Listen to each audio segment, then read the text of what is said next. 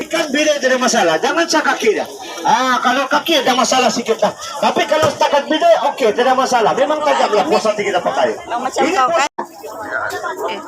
Tuhau pun boleh. Tuhau nih biasanya dia hiris guna pisau ya. Kalau di blender dia sangkut, kan? So rambutnya itu tidak putus. Oke. Ini.